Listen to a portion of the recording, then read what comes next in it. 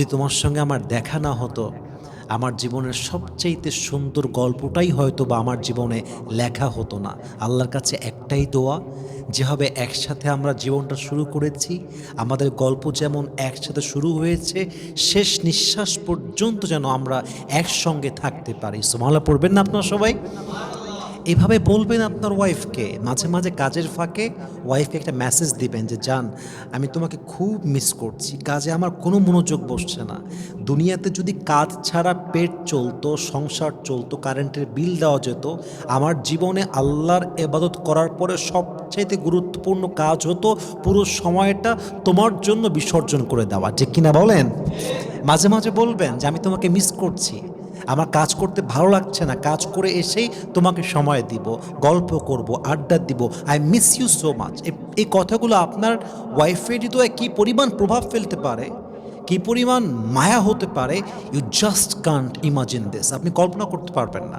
Even মাঝে মাঝে বউকে নিয়ে বসবেন, আপনার ওয়াইফের সঙ্গে ভবিষ্যতের পরিকল্পনা শেয়ার করবেন। বলবেন, জান, আমার খুব স্বপ্ন যে আমাদের একটা বাড়ি হবে, এই শহরের কোলাহল থেকে বেরিয়ে গিয়ে দূর ঠিকানায় আমরা একটা বাড়ি করব।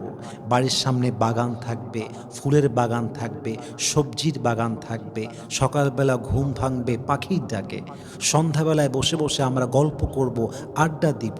যখন বৃষ্টি নামবে তুমি আমি চেয়ার নিয়ে বসে চা খাবো আর বৃষ্টি দেখব। মাঝে মাঝে আমাদের নাতিরা আসবে, নাতনিরা আসবে, ওরা খেলবে, আমরা খেলবো। আমি চাই আমার জীবনের শেষ মুহূর্তগুলো তোমার সঙ্গে কাটুক। আমি চাই আমার জীবনের প্রত্যেকটা মুহূর্ত আমি তোমাকে নিয়ে কাটাই। আমি চাই আমার শেষ নিঃশ্বাস যেন আমি তোমার বুকে মাথা রেখেই ত্যাগ করতে পারি। সুবহানাল্লাহ পড়বেন না আপনারা? এই কথাগুলো বললে আপনার ওয়াইফের হৃদয়ে ভালোবাসাটা উথলাই পড়বে এত বেশি যে আপনি এটা কখনো কল্পনাই করতে পারেন নাই। আল্লাহ রসুলের কাছে একবার এক সাহাবী আসলেন, এসে বললেন, ইয়া রাসূলুল্লাহ, মান তুহিব্বু আকসার, আপনি আপনার লাইফে সবচেয়ে বেশি কাকে ভালোবাসেন? নবীজি সবার সামনে বললেন, উহিব্বু আয়েশাতা আকসার, আমি আমার স্ত্রী আয়েশাকে সবচেয়ে বেশি ভালোবাসি। এটা শুনেই সাহাবা একরাম লজ্জিত হয়ে গেল, কারণ সেই সময়ে আরব বিশ্বে বউকে ভালোবাসা একটা কাপুরুষতা ছিল। ওই কাপুরুষতা যারা মনে করতো, তাদের সামনে নবীজি বলছেন, আমি আমার বউকে সবচেয়ে ভালোবাসি। এই কথার দ্বারা নবীজি প্রমাণ করলেন যে বউকে ভালোবাসাটা, যত্ন করাটা, মায়া করাটা এটা কোনো কাপুরুষতা নয়, বরং এটা সবচেয়ে বড় বীরপুরুষের কাজ। ঠিক কিনা বলেন? একবার জাস্ট মন থেকে ভাবেন তো, আপনার মানসিক প্রশান্তি কে দেয়? আপনার বউ। আপনাকে 3 বেলা রান্না করে খাওয়ায় কে? আপনার বউ। আপনার ঘর গুছায় রাখে কে? আপনার বউ।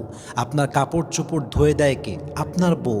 আপনি অসুস্থ হলে আপনাকে সেবা করে কে? আপনার বউ। আপনাকে বাবা হওয়ার অনুভূতি দেয় কে? আপনার বউ। আপনার সন্তানের যত্ন করে কে? আপনার বউ। আপনি অসুস্থ হলে আপনার যত্ন করে কে? ডেফিনেটলি আপনার বউ। আপনার শারীরিক চাহিদা মিটায় কে? আপনার বউ। আপনার বাবার সেবা করে কে? আপনার বউ। আপনার মায়ের সেবা করে কে? আপনার বউ। পুরো পরিবারটা আগলায় রাখে কে? আপনার বউ। সব জায়গায় হচ্ছে বউ বউ বউ, আর সবচেয়ে অবহেলাটাও হচ্ছে বউ বউ বউ। এটাই হচ্ছে আমাদের সমাজের সবচেয়ে বড় বাস্তবতা। এক হচ্ছে আপনার ওয়াইফ বেঈমান, চিটার, বাটপার, সেটা ভিন্ন ব্যাপার। কিন্তু যে ওয়াইফটা ভালো, যে ওয়াইফটা বিশ্বস্ত, চরিত্রবান, ইজ্জতওয়ালি, ভালো পরিবারের মেয়ে, আপনাকেও ভালোবাসে, এমন বউ পাওয়ার পরে যে স্বামী অবহেলা করে, তালাকের ভয় দেখায়, ছেড়ে দিতে চায়, বিশ্বাস করেন তার মতো জঘন্য স্বামী দুনিয়াতে দ্বিতীয় আর কেউ হতে পারে না। ঠিক কিনা বলেন?